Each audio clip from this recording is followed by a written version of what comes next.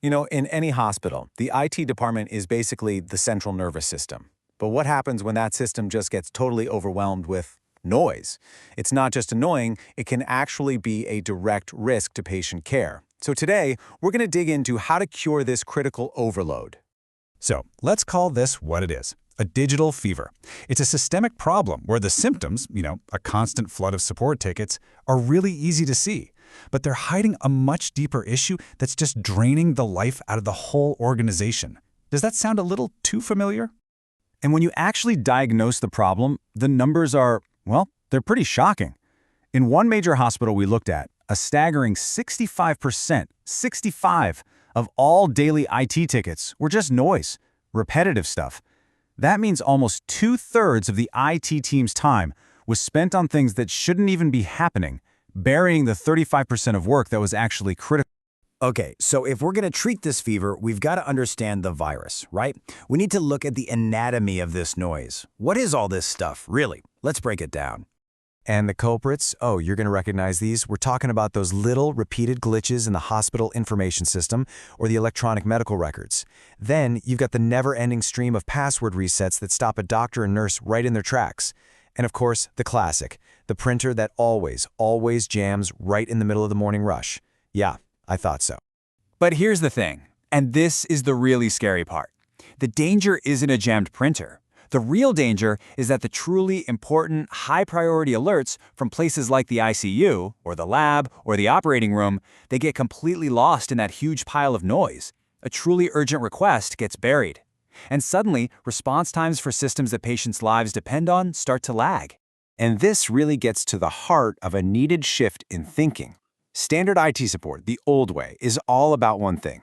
How fast can we close this ticket? It's totally reactive. But with a clinical-first approach, you're proactive. The goal isn't just to close tickets fast. It's to stop the noise from ever happening so the truly critical signals get through loud and clear. All right, so how do we actually treat this thing? We need a prescription, a targeted treatment plan. And here it is, a 4-step plan to get right to the root of the problem. It's a 4-step process, and each step builds on the last. First, you triage everything by clinical urgency. An ICU issue is not the same as an admin password reset.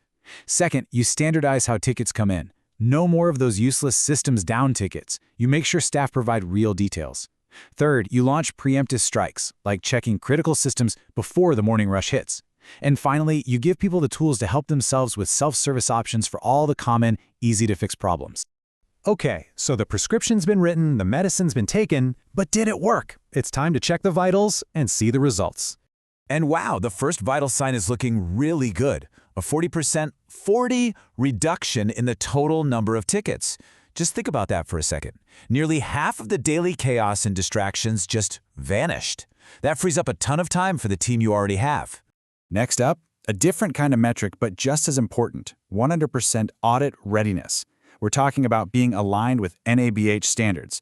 That's the National Accreditation Board for Hospitals and Healthcare Providers in India.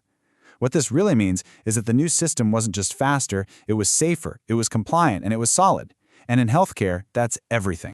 But what about the people, the IT team themselves? Well, this is a huge one. Burnout just plummeted. Instead of being trapped in that soul-crushing cycle of password resets, your talented engineers could finally get out of the weeds and focus on big, important projects that actually make the hospital better. But look, this is the one that really matters.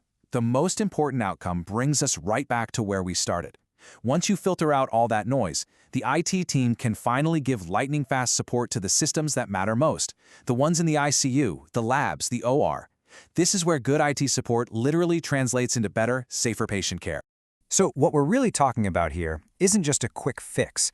It's about a whole new philosophy of prevention, It's about keeping the organization healthy for the long haul, so this digital fever doesn't just creep back in. Look, if there is one thing, one single idea you take away from all this, let it be this. It's a simple equation, but it's powerful. In healthcare IT, less noise equals safer care, period. And when you live by that philosophy, the long-term benefits are just crystal clear.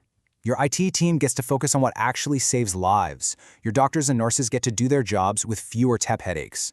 And maybe the most impressive part, you get all this, better reliability, happier staff, without adding a single person to the payroll. It's about working smarter, not just harder. So I'll leave you with a question to think about for your own team, your own hospital. With all the noise that you're dealing with day in and day out, what's the one critical signal that your team might be missing right now?